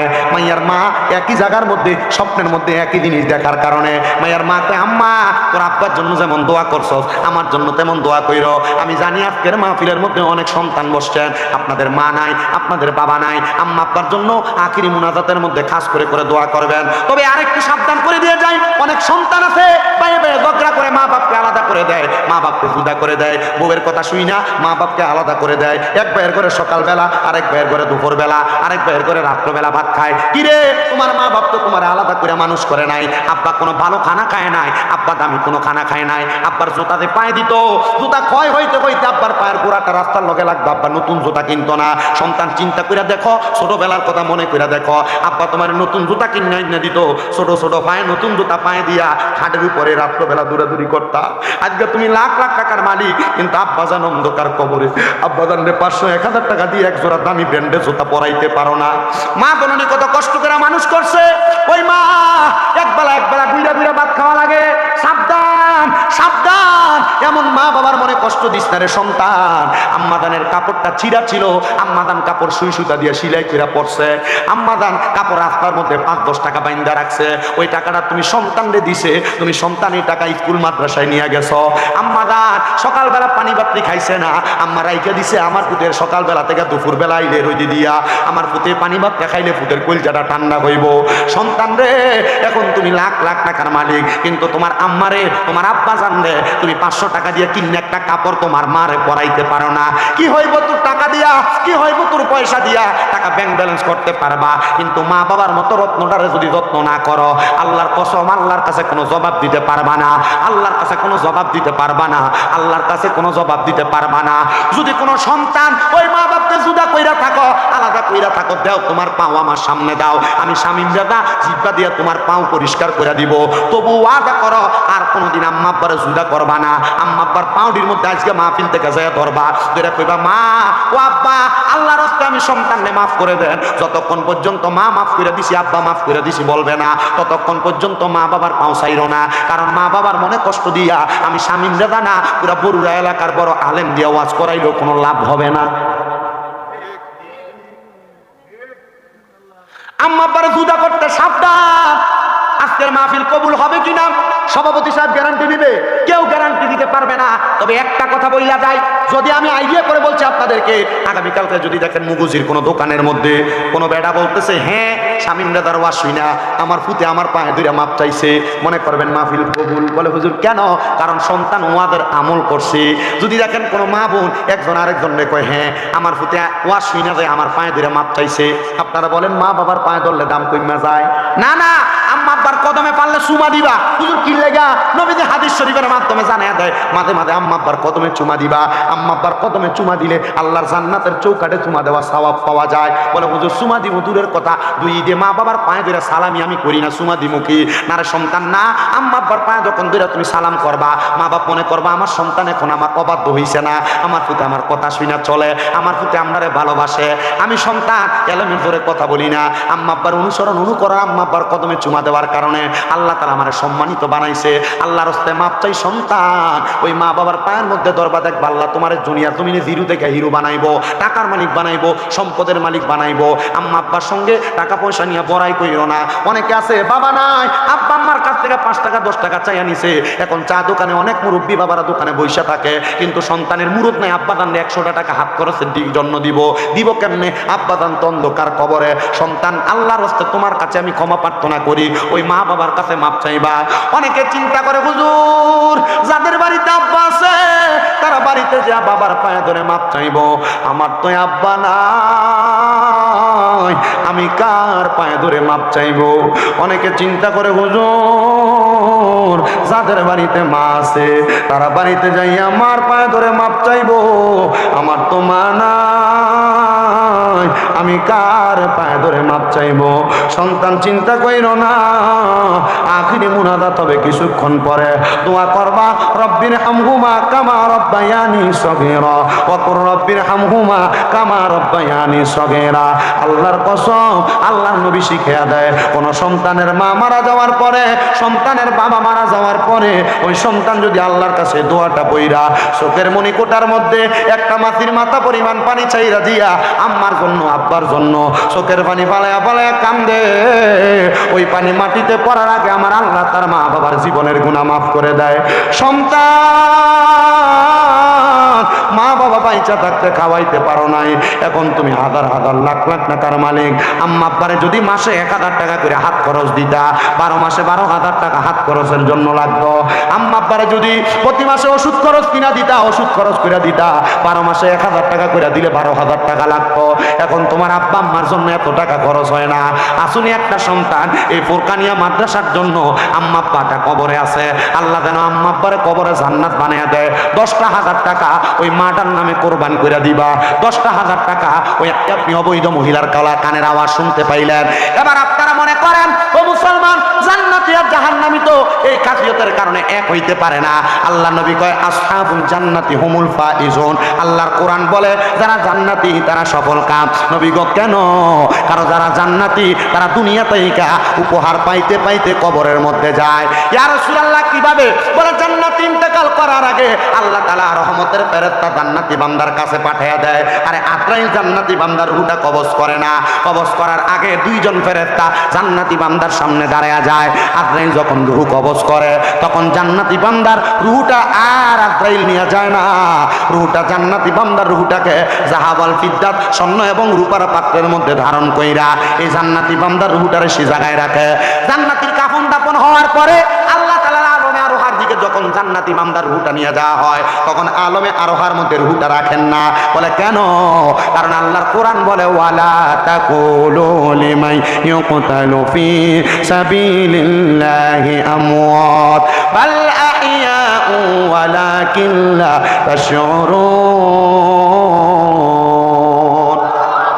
আল্লাহ না বলছে যারা আল্লাহর রাস্তায় চলে গেছে এরা মরে না, বাল আহইয়াউ এরা জিন্দা, এদেরকে যারা মৃত বলে ওয়ালাকিন লা তাশউরুন, এরা নির্বোধ, এরা বোকা, এরা বোঝে না। আপনি যদি নামাজি হন, আপনি যদি ভালো কাজ করেওয়ালা হন, আপনি মারা যাওয়ার পরে আপনার রূহটা নেওয়া হবে না, আপনার রূহটা আপনার মাঝে ফিরিয়ে দেওয়া হবে। কারণ ইমানদার যারা, মুমিন বান্দা যারা, তারা মরে না, কারণ তারা দুনিয়ার জমিন থেকে ইন্তেকাল করে বা বিন ফিয়ালের ওজনে স্থানান্তরিত হয়, জায়গা পরিবর্তন করে। মারহাবা বলেন মারহাবা। এরা দুনিয়াতে যেমন সংসার কইরা আনন্দ ফুর্তিতে জীবন কাটায়, এরা কবরে যাওয়ার পরে আল্লাহর ইবাদত কইরা আনন্দ ফুর্তিতে জীবন কাটায়। এজন্য যারা জান্নাতি তারা দুনিয়াতেও আনন্দ পায়, কবরে আনন্দ পায়। তো মুসলমান এই জন্য দুনিয়াতে চলাফেরা করা অবস্থায় যেন আপনি আনন্দে আরামায়েশে থাকতে পারেন সেইভাবে চলাফেরা করবেন। শুনেন, আমি আল্লাহর একজন বান্দা হাম্মাদ নামক ওই ব্যক্তির আমি ছোট্ট একটা ওয়াকিয়া কারগুজারি আমি আপনাদেরকে শোনায় দিতে চাই। হযরতে হাম্মাদ নামক ব্যক্তি উনি মিয়া আল্লাহ পাকের বড় সাতটা পাক্কা বন্ধু, বলক এলাকার মধ্যে বাড়ি। হযরত হাম্মাদ বলতেছে, জগতের মানুষ, আমি হাম্মাদ যখন এলাকার মধ্যে বসবাস করি, আমি আল্লাহ তাআলার ইবাদত একটু বেশি করি। 5 ওয়াক্ত নামাজের পাশাপাশি নফল ইবাদত আমি বেশি করি। এবার আপনারা বলেন, 5 ওয়াক্তের নামাজের পাশাপাশি আরো বাড়তি নামাজ আছে না নাই? বাড়তি নামাজ আছে না? যেমন ফজরের আগে তাহাজ্জুদ আছে, এশরাকের নামাজ, আওয়াবিন নামাজ, চাষতের নামাজ আছে না? নামাজ সালাতুল হাজতের নামাজ, সালাতুল ইস্তেসকার নামাজ, 5 ওয়াক্ত ছাড়া তারা 6 ওয়াক্তের কথা বললাম। আরো আছে এমন অনেক নামাজ আছে না? অনেক নামাজ। হযরত হাম্মাদ রাহমাতুল্লাহ আলাইহি বলেন, আমি ফজরের নামাজের পরে এশরাকের নামাজ আদায় কইরা, এশরাকের নামাজ আদায় করার জন্য ফজর থেকে আমি অপেক্ষা করতে লাগলাম। বেশি উপরের ক্লাস না, মাদ্রাসায় মাত্র মেশকাতুল মাসাবি কিতাবুস সালাত অধ্যায়ের ভিতরে হাদিস শরীফ। নবীজি বলছেন, আমি নবীজি কখনো ফজরের নামাজ আদায় করে সূর্য ওঠার আগ পর্যন্ত এশরাকের নামাজ না পড়ে উঠতাম। নবীজি বিছানা নামাজের মুসল্লা ত্যাগ করতেন না। সুবহানাল্লাহ কোন? হযরত হাম্মাদ বলে, নবীজির এই আমলটা আমি করতাম। আমি সব সময় ফজরের নামাজ পড়া এশরাকের নামাজের ওয়াক্ত সময়ের জন্য অপেক্ষা করতাম। হযরত হাম্মাদ বলেন, আমি যখন অপেক্ষা করতে লাগলাম, ওই দিন আমার শরীরটা বড় ক্লান্ত, পরিশ্রান্ত শরীর নিয়ে আমি এশরাকের নামাজ আর পড়তে পারলাম না। আমি আমার নামাজের মুসল্লাটার মধ্যে ফজরের নামাজের পরে ঘুমায় গেছি। ঘুমানোর পরে হঠাৎ করে আমি দেখতে পাইলাম, আমার চোখের সামনে একটা মানুষ দেখা যায়, যে মানুষটার নাভি থেকে মাথা পর্যন্ত বড় ভালো সুন্দর দেখা যায়, কিন্তু মানুষটার নাভি থেকে পায়ের তালু পর্যন্ত আগুন ধাউ ধাউ করে জ্বলতেছে। জোরে কন্যা উজুবিল্লাহ। হযরত হাম্মাদ বলে, এমন অপেক্ষা অবস্থা দেখা আমি হাম্মাদ বড় হতবিলম্ব হইয়া আমি তার কাছে প্রশ্ন করলাম, কিরে আল্লাহর বান্দা, তোমার কেন এমন অবস্থা যে তোমার শরীরের নাভি থেকে মাথা পর্যন্ত বড় ভালো, নাভি থেকে পায়ের তালু পর্যন্ত আগুন ধাউ ধাউ করে জ্বলতেছে? হাম্মাদ ডাক দিয়া কয়, আমি তারা প্রশ্ন করার সাথে সাথে সে আমাকে জবাব দিয়েছে, হুজুর, আমি দুনিয়ার জমিনের মধ্য থেকে যখন ইন্তেকাল করে কবরে চলে আসি, আমার স্ত্রীর গর্ভের মধ্যে একটা সন্তান ছিল, যে সন্তান কন্যা সন্তান। আমি ইন্তেকাল করার পরে ওই মেয়েটা দুনিয়াতে জন্মগ্রহণ করেছে। তার আগে আমার আরেকটা মেয়ে ছিল, ওই মেয়েটা নামাজি, ওই মেয়েটা রোজাদার, ওই মেয়েটা আমলওয়ালা, ওই মেয়েটা বলো ভালো মেয়ে। হুজুর, আমার ওই মেয়েটা ভালো হওয়ার কারণে আল্লাহ তাআলা আমার একটু অংশ আরামদায়ক বানাইছে, কিন্তু আমার যেই মেয়েটারে আমার স্ত্রীর গর্ভে রেখে আমি ইন্তেকাল করেছি, আমি ইন্তেকাল করার পরে আল্লাহ তাআলা আমার নাভি থেকে পায়ের তালু পর্যন্ত একবারে দাউ দাউ করে আগুন জ্বালাইতেছে। কারণ আমার ওই মেয়েটা জন্মগ্রহণ করার পরে আমার স্ত্রী মাইয়াটারে ভালো করে মানুষ করে নাই, মানে পর্দা করাই নাই, নামাজি বানাই নাই, নেককার।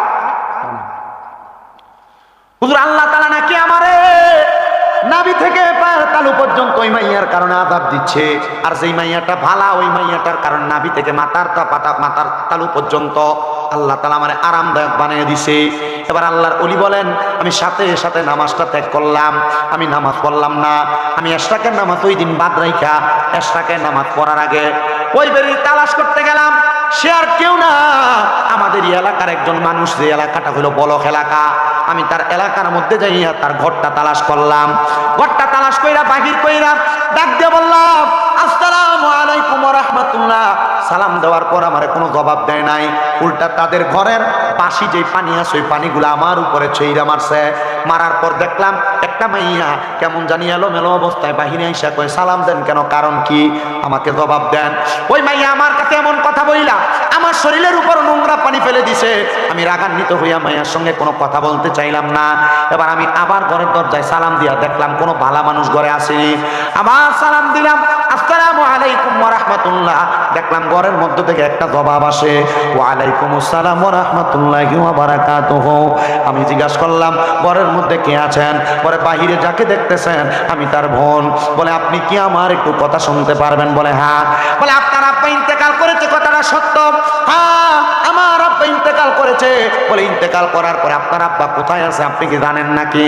বলে না না না, আমি আমার আব্বার খবরটা এখনো ভালো করে জানি না। বলে কেন জানেন না? বলে না জানার কারণ হইল আমার আব্বা তো মারা গেছে, কবরের খবর সম্পর্কে আমরা কোনো কিছুই জানি না।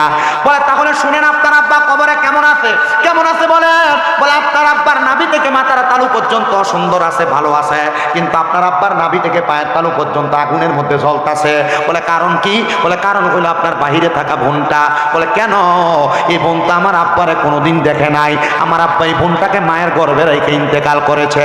বলে হ্যাঁ, ওই বোনটা আপনার মতো নামাজি হয় নাই, আপনার মতো শালীন হয় নাই, আপনার মতো পর্দাওয়ালা হয় নাই, আপনার মতো আদবওয়ালা হয় নাই। এই জন্য এই বোনটা বেপর্দা হওয়ার কারণে, অশালীন হওয়ার কারণে আল্লাহ তাআলা আপনার আব্বার কবরে আযাব দিয়ে দিছে। ওই মাইয়াটার সাথে সাথে আল্লামা হাম্মাদ নামক ব্যক্তিটা কদমের মধ্যে জড়ায়া ধরে বলছে, হুজুর আমি আমার আব্বা জানলে কোনোদিন দেখি নাই, কিন্তু আমার আব্বা জান নাকি আমি এই মাইয়ার জন্য জাহান্নামের আগুনে জ্বলতাছে।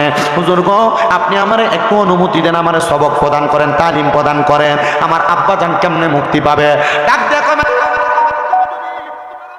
কবরের মধ্যে শান্তিতে রাখতে চাও তাহলে তুমি এখন থেকে নামাজি হয়ে যাও, পর্দাওয়ালা হয়ে যাও, আমার কাছ থেকে তালিম প্রদান করো। তুমি এখন তালিম নিয়া তুমি তোমার জীবনটাকে পরিবর্তন করো। ও মাইয়া বলেন, আমি আমার জীবনকে পরিবর্তন করতে লাগলাম, আমি হুজুরের কথা মোতাবেক পর্দা করতে লাগলাম, অশালীন ভাবে আমি আর চলি না, আমি নামাজ পড়তে লাগলাম, ইবাদত করতে লাগলাম, কিন্তু আমার হুজুরে বললাম, হুজুর আমি যে আমাকে পরিবর্তন করে নামাজি হয়ে গেলাম, আমার আব্বার কবরে কি খবর একবার আপনি বলেন না। হুজুর ডাক দিয়া কয়, মা তোমার আব্বাকে ওই দিন দেখার পরে আর আমি স্বপ্নে দেখি নাই।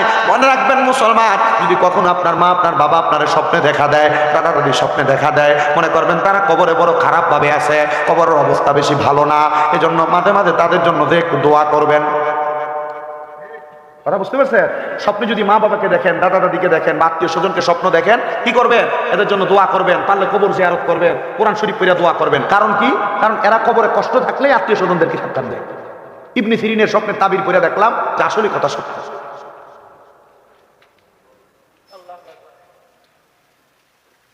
ওই মাইয়া বলে, হুজুর আমার আব্বা তো এখন আমরার বললো না আপনার বললো, আপনি কি আমার এটা বানায় বললেন?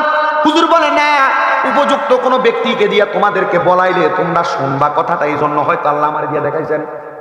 হুজুর ভালো আলেম তো, এই জন্য হুজুর কি দিয়ে দেখাইছে। আপনাদের কি হুজুর ওই আদম আলাইহিসসালামের সন্তান হাবিল আর কাবিলের ঘটনার ওয়াজটা কিন্তু কইতাম। এটা আমার এই ওয়াজের শেষবর্তী, শেষের মানে এখন যে ঘটনাটা এটা শেষ হইলে এই ওয়াকাটা শোনাবো, একটু কষ্ট করে বইয়ে নাম নেবেন, রাজি আছেন না? আব্বা আমি এই বরুড়া এবছরের শেষ মাহফিল, এবছর গতবার আগের বার বরুড়া মাহফিল করছি 58টা, গতবার করছি 26টা, এবার মনে হয় এবার যে মিলে 7-8টা হইব। আমি মোটামুটি ওই বরুড়ার দিকে আশাটা কমাই দিছি। আমার মাহফিল দিই না যেমন না, আয় খালি থাকলে দেই আর কি, খালি না থাকার কারণে আইতেমও পারি না। কারণ বরুড়া চান্দিনা এলাকার মাহফিলের ডেটটিও 1 মাস আগে, 17 দিন 20 দিন আগে। এখন আমার এটি আগে বুকিং হওয়ার কারণে আমি পারতাছি না, তবু আমি চেষ্টা করি দুই একটা কথা আমার কথার দ্বারা, আমার জবান দ্বারা বইলা দিয়ে যাইতে। যদি আপনারা আমল কইয়া কবরে যাওয়ার পর এই কথাটার আমলের কারণে যদি নাজাত পান, আল্লাহর রাস্তায় আমার যাইতে লইয়া যাই। মানে আমি আমার গুনার কারণে নাজাত পাবো কিনা আমি জানি না, তবে আপনারা যদি আমার কথা শুনে যদি নাজাত পান, তাহলে আমার একটু আপনারা লগে রাখেন।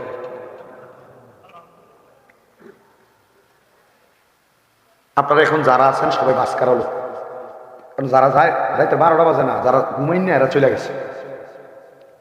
তবে আমার গতবার আগের বার না, এর আগের বার তাইলে একবার করে দেয়, চতুর্থবারের সময় আবার তৃতীয়বারের সময় আমার মনে আছে। ওই তাবার গোস্বামী ইয়ানাবি করে দাঁড়ানোর লগ মোটামুটি আইয়া আরো ঢুকি সাফে মুখুজির মাহফিল তো আল্লাহ যেন কবুল করে। আমিন জোরে কন, আমিন জোরে কন। ওই মাইয়া ডাক দিয়া কয়, হুজুর এখন যে আর আব্বারে দেখি না। হুজুর কয়, আমি নিজেও তো দেখি না, তুমি দেখবা কেমনে? আমারও দেখতে মন চায় মাইয়া, তবে আমি তোমার কাছে একটা কথা বলি, দেখার একটা ব্যবস্থা আছে, তুমি কি দেখতে চাও? হুজুর হ্যাঁ দেখতে চাই আমার আব্বাকে। আপনাদের যাদের মা বাপ কবরে, আপনারা চাইলে আব্বা আম্মা কবরে কেমন আছে দেখতে পারবেন। কেমনে? আল্লাহর নবীর হাদিস এবং আল্লাহর কোরআনকে একসাথে কইরা আলেম ওলামাগণ যাচাই করছে, কেউ যদি তাহাজ্জুদের নামাজ আদায় করে, কোন নামাজ? তাহাজ্জুদের নামাজ আদায় করে, আল্লাহ বলেন ওয়া মিনাল লাইলি ফাতাহাজ্জাদ বিহি নাফিলাতাল লাকা আসা আইয়াবাসাকা রাব্বুকা মাকামাম মাহমুদা। নবীজিকে বলছেন আপনি রাতের কিছু অংশে তাহাজ্জুদের নামাজ আদায় করেন, অতি সত্বর আপনাকে সম্মানিত জায়গা মাকামে মাহমুদ দেওয়া হবে, প্রশংসার জায়গা। এ আয়াত যখন নবীর উপর নাযিল হয়েছে আমার নবীজি কান্না করে দিছেন। আম্মা জান আয়েশা সিদ্দিকা নবীকে প্রশ্ন করছি, ইয়া রাসূলুল্লাহ আজকে আপনার নামাজের সেজদাটা বড় লম্বা, নবীজি কেন আপনি এত লম্বা সেজদা দেন, কারণটা কি বলতে পারবেন? আল্লাহর হাবিব বলে, আয়েশা আল্লাহ বলছে তাহাজ্জুদের নামাজ পড়লে আমারে মাকামে মাহমুদ দিবে।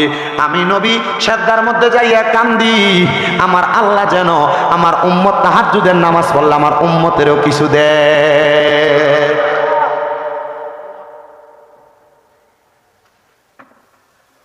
আম পাতায় জাম পাতায় কত পানি ঝরে, তোমার শেষ বিদায়ের গোসল দিব বরুই পাতার জলে।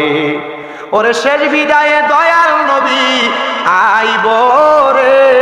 নবী আসবে কবরে কেন? বিসমিল্লাহি আসবে বিদায় রসুলের কাছে দেওয়া হয়েছে। ওরে শেষ বিদায়ে দয়াল নবী আইব রে, ও প্রাণের নবী গো তুমি ধীরে ধীরে ফিরে ফিরে চাইও রে, তোমায় ডাক দিলে বলার প্রাণে চাইও রে, মাওলা ডাক দিলে শেখের দিকে চাইও রে, ও প্রাণের মাওলা রে তুমি ধীরে ধীরে ফিরে ফিরে চাইও রে। আমার বিয়ার যাত্রী আমি চারজনার দেখি, আমদার ঘরে নামাই দিয়া দিবে আমায় পাখি।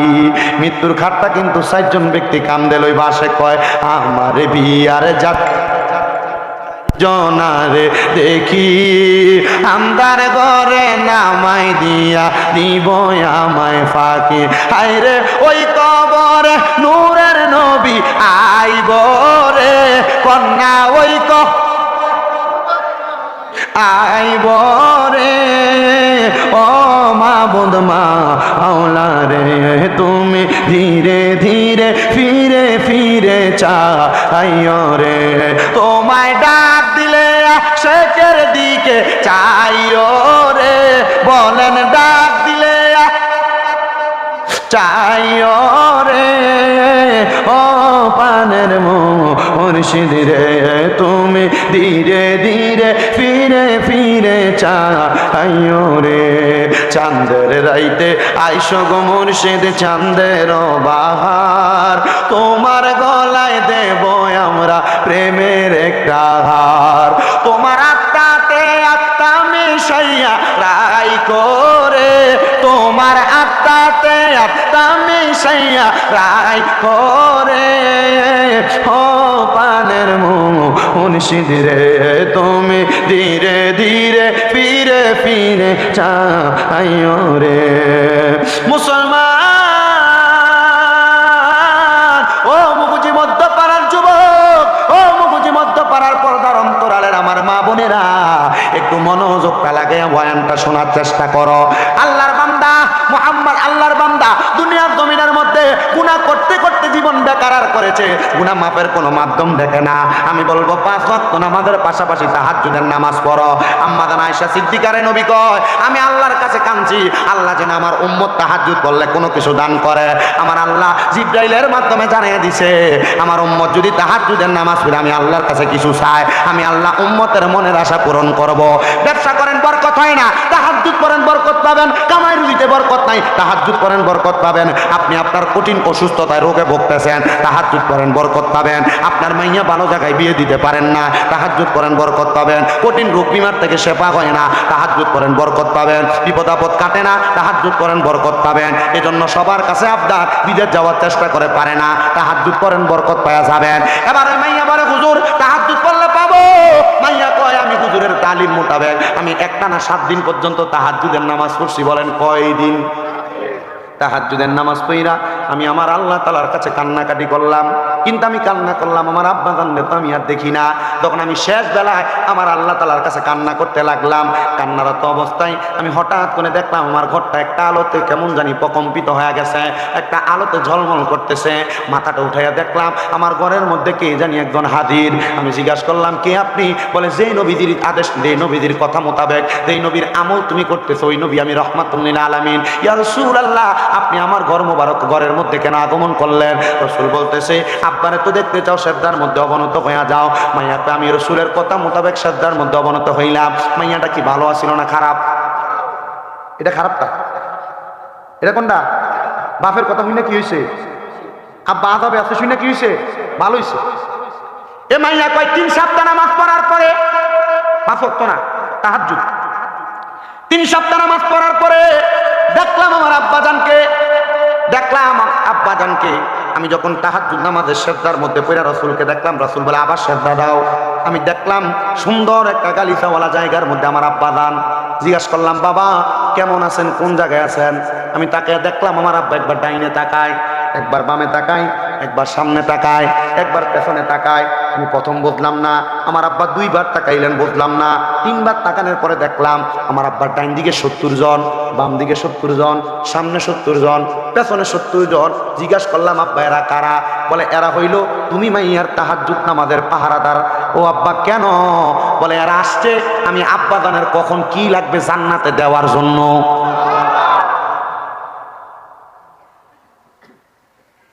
এ মাইয়াই জান্নাতের কারণ, মাইয়াই আবার জাহান্নামের কারণ। যদি বালা হয় বালা, খারাপ হইলে খারাপ। এবার বালা বানাইবেন না খারাপ বানাইবেন আপনার কাছে। তবে বৈবাহিক জীবনে যদি কোনো মাইয়া খারাপ হয়ে যায়, ও মাইয়াটার কারণে সংসারটা জাহান্নাম হয়ে যায়। তবে মেয়েরা বৈবাহিক জীবনে খারাপ হওয়ার কারণ আছে কয়েকটা। 1 নাম্বার মেয়েদের মা, 2 নাম্বার যে মেয়ে বিয়ে বৈশাখ যে জামাই কাছে আসছে ওই জামাই জিনা ব্যভিচার, 3 নাম্বার ওই মেয়েটার সঙ্গে শ্বশুর শাশুড়ির খারাপ ব্যবহার। এবার বলেন, বিয়ে করে আসার পরে একটা মেয়ে তিনটা কয়টা? 1 নাম্বার মাইয়ার মা, 2 নাম্বার জামাই যদি জিনা করে, ফরকিয়া করে, 3 নাম্বার ওই মাইয়ার শ্বশুর শাশুড়ি। বুঝতেছেন কিভাবে? আপনারা বুঝেন, তবু বলি, মাইয়ার মা যদি মাইয়াকে কান পরা দেয়, কোনো কুবুদ্ধি দেয়, ওই মাইয়া মার কথা মোতাবেক জামাইকে আন্ডারে রাখার জন্য বিভিন্ন রকমের বিশৃঙ্খলা তৈরি করে, তখন ওই মাইয়াটার সংসারটা খারাপ হয়ে যায়। আবার অনেক ভালা মাইয়া কোনো ঘরের মধ্যে আইসা ওই ঘরটার খারাপ তখন বানায় যখন মাইয়া দেখে তার স্বামী অন্য কোনো মহিলার সাথে সম্পৃক্ত, অন্য কোনো মহিলার সঙ্গে কথা বলে, অন্য কোনো মহিলার সঙ্গে পরকিয়া করে। আমরা শুধু মহিলাদেরকে দোষ দিলে হবে না, মাঝে মাঝে নিজের দোষও তালাশ করা লাগবে। এই কথা বলেন না কেন? আপনি কেমন বেড়া, আপনি আপনার বউয়ের সামনে আপনি আপনার ভাবির ফাঁকের প্রশংসা করেন, আরে নিজের বউয়ের তরকারিতে লবণ বেশি কইল, ভাবিরটারে খারাপ করে নিজেরটারে ভালো কইবেন, তখন দেখবেন বউ পরের বার তরকারি রাখতে হিসাব করে রানবো। কথা বলেন না কেন? আপনি জামাই বদ কাজ করবেন, আপনার বউ ভালো থাকবে, এটা হইতেই পারে না। আপনি মোবাইলের মাধ্যমে পরকীয়ায় লিপ্ত, আপনার বউ আপনার সঙ্গে সুন্দর ব্যবহার করবে না। আপনি আপনার পার্শ্ববর্তী ঘরের ভাবিদের সাথে সুন্দর ইটিস পিটিস কথা বলতেছেন, আপনার বউ আপনার সাথে ভালো ব্যবহার করবে না। এই ব্যাপারে বড় সাবধান, বড় সাবধান, বড় সাবধান, বড় সাবধান। গত পরশু দিনও আমাকে একটা ছেলে কুমিল্লার চান্দিনার আমারে কল দিছে, হুজুর আপনি আমাদের এলাকায় মাহফিল করছেন, আমি বিদেশে আছি হুজুর, আমি বিয়ে কইরা আসার আগে আমার একটা সন্তান দুনিয়াতে জন্ম নিছিল, কিন্তু হুজুর বিদেশে আসছি, আমার সন্তান এবং স্ত্রীর জন্য আমি কষ্ট করি হুজুর, আমার বউটা আমার বাচ্চাটাকে ফালাইয়া দিয়ে চলে গেছে হুজুর, বউয়ের জন্য কান্দি না, বিয়া করলে আমার বউ হবে কিন্তু আমার সন্তানের কি হবে? আমার বউকে একটাবার এটা চিন্তা করলো না। আমি বলবো বাবা, এটার কারণ অন্য কোনো কিছু না। তুমি যদি তোমার জীবনটাকে সুন্দর করে তোমার স্ত্রীর সঙ্গে সাজাইতে চাও, যদি তোমার কোনো অবৈধ সম্পর্ক অথবা তোমার যদি কোনো খারাপ সম্পর্ক থাকে অথবা চলাফেরার মধ্যে কোনো ডিস্টার্ব থাকে, তুমি এটা পরিবর্তন করো। অনেক মহিলারা স্বামী সিগারেট খাওয়ার কারণে সংসারে অশান্তি তৈরি করে। এ আব্বা, সিগারেট খাওয়ার মুহের মধ্যে গুয়ের গন্ধ চাইতে বেশি দুর্গন্ধ কয়, এটা আপনারা জানেন কিনা জানি না, আমার এটা নিজের পরীক্ষা করা হয়ে গেছে। আমি একবার মাহফিলে যাওয়ার সময় ওই হবিগঞ্জের বাহুবল এক বেটারে তুলছিলাম, বেটা ক্যামেরা করে, তবে আলহামদুলিল্লাহ আমার এনে ক্যামেরাম্যান আমার মনে হয় না যে একটা সিগারেট খাই না আছে। দেখে এক বেটা আছে কামেল ফাঁস, সবাই কেউ ওটা প্রাইমারি স্কুলের শিক্ষক, কিন্তু বুঝুস যেটা কামেল ফাঁস, কিন্তু আইয়া পরে মাহফিলে আইয়া আর কি মহাব্বত করে আলেমরা ভিডিও করবার লাগে। আরেকটা তো সাংবাদিক বেটা কো কাকা কো আছে, এনে আছে মোটামুটি ইসমাইল। এবার আরেকটা আছে আমার লগে তৌকির, আল্লাহর রহমতে হাতে বিশ্ব আনার কারিগর, দুনিয়ার জমিনের বহুত কিছুতে বাদ দিছে, কিন্তু আলহামদুলিল্লাহ তারা পরিবারের যে কোনো একজন আমার কাছে কইছে, হুজুর আপনার ওয়াদে কেউ হেদায়ত ওখান না হতে হয়েছে, একটা সিগারেটও খায় না এখন আলহামদুলিল্লাহ। কি দোয়া করেন না কেন? আলহামদুলিল্লাহ কোন জোরে।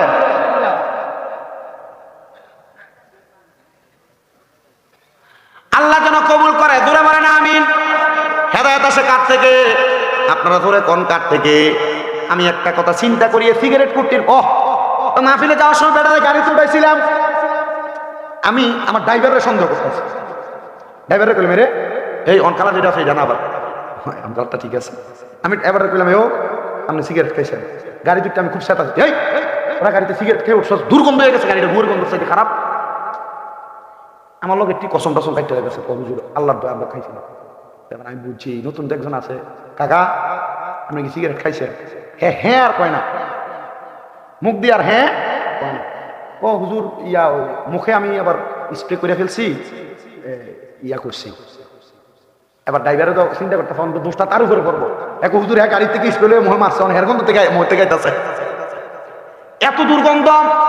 আমি চিন্তা করি যেগুলো সিগারেট খায় এরা বউদের রাত্রবেলা খাট থেকে লাঠি দিয়ে ফেলা দেয় না, এটা এদের বড় সৌভাগ্য।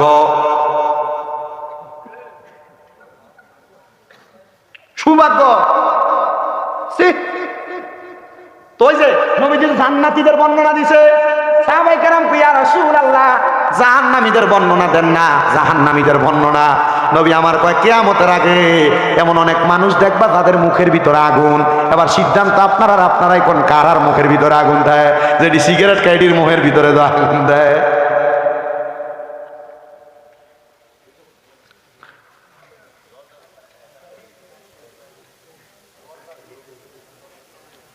আপনার কষ্ট হইতেছেও, মোটামুটি আমার যে মূল ওয়াজ যে দুর্ওয়াজ করি এই ওয়াজের সময় শেষ, অন যা করবো বোনাস 18 মিনিট বোনাস চলতেছে।